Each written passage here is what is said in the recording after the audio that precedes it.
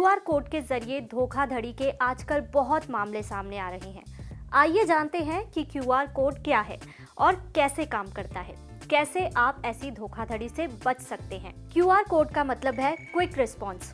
1994 में एक जापानी ऑटोमोबाइल कंपनी डेंसोवेयर ने इसे विकसित किया था। ये मैट्रिक्स बार कोड है। इसे मशीन के जरिए पढ़ा जा सकता है। इस कोड में जरूरी जानकारी होती है। जब इसे मशीन के जरिए पढ़ा जाता है तो सभी जानकारियां सामने आ जाती हैं। ये चीजों को पहचानने या इसकी ट्रैकिंग करने या फिर दूसरी जानकारियों के लिए आपको वेबसाइट की ओर ले जाने के लिए भी इस्तेमाल होता है।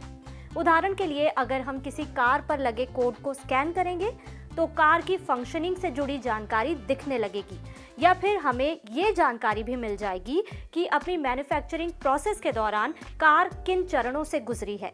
ये क्यूआर कोड आपको कार की वेबसाइट तक भी ले जा सकती है। जल्दी ही कार इंडस्ट्री से दूसरे उद्योगों ने भी इसे अपना लिया। इससे होने वाली सुविधा इसे अपनाने में इंस्पिरेशन बनी। इसमें यूपीसी बार कोड यानी ऊपर से नीचे आने वाली सीधी चौड़ी लाइनों से ज्यादा जानकारियां स्टोर हो सकती हैं। जापान में क्यूआर कोड का इस्तेमाल कब्रों में भी होता है। जैसे ही आप क्यूआर कोड को स्कैन करेंगे, सभी शोक संदेश आपके मोबाइल फोन की स्क्रीन पर दिखने लगेंगे। हम क्यूआर कोड में अपने बैंक अकाउंट या यहाँ तक कि क्रेडिट कार्ड का ब्यौरा भी डाल सकते हैं।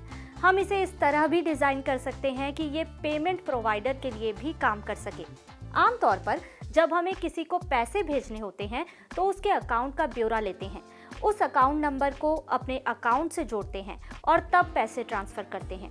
लेकिन उस अकाउंट का कोई क्यूआर कोड हो तो स्कैन करते ही हमें उसका पूरा ब्यौरा मिल जाता है।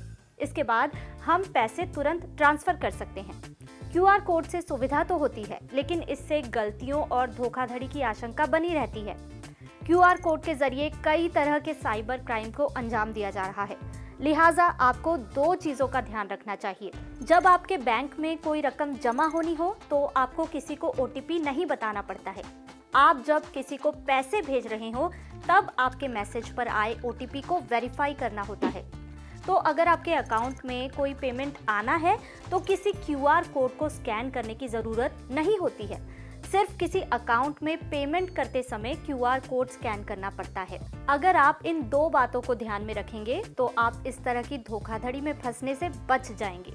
जिस तरह हम अनजान लोगों की ओर से भेजे क्यूआर कोड लिंक को स्कैन करने से पहले सावधानी बरतते हैं, उसी तरह हमें इस बात को भी लेकर सतर्कता बरतनी चाहिए कि ये कहां से ओरिजिनेटेड है, यानी कहां से बनाया गया है।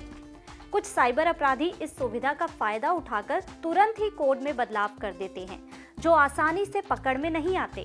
इस तरह वो एक नया अकाउंट खोल लेते हैं। दुकानों में लगे इस तरह के कोड से खरीदार की ओर से किया गया पेमेंट दुकानदार तक नहीं पहुंचता है और खरीदार को भी चपत लग जाती है। इसलिए स्कैन करने से पहले क्यूआर कोड को चेक कर लें। हो सकता है कि आपके सिस्टम में क्यूआर कोड की आड़ में कोई मैलवेयर इंस्टॉल कर दिया गया हो। क्यूआर कोड स्कैन करने से पहले दूसरे पक्ष के ब्यौरे को जांच लें। जानकारियों की पुष्टि होने के बाद ही पेमेंट करें।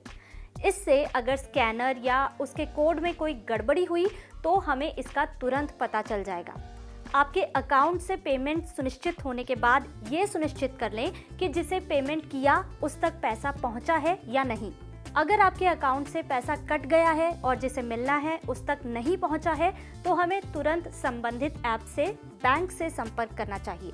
इससे घाटे की आशंका कम हो जाती है। सिर्फ क्यूआर कोड के मामले में ही नहीं, बल्कि कोई भी डिजिटल पेमेंट में हड़बड़ी नहीं दिखानी चाहिए। पैसा पहुंचने में कुछ वक्त लगता है। अमूमन पेमेंट ऐप में एक क्यूआर कोड लगा होता है। इसके अलावा क्यूआर कोड को स्कैन करने के लिए कुछ खास ऐप भी होते हैं, लेकिन उन्हें डाउनलोड करने से पहले आप उन ऐप की रेटिंग और रिव्यू देख लें। पूरी तरह संतुष्ट होने पर ही ये ऐप डाउनलोड किए जाने चाहिए, नहीं तो ऐसे ऐप धोखाधड़ी का जरिया बन सकते हैं।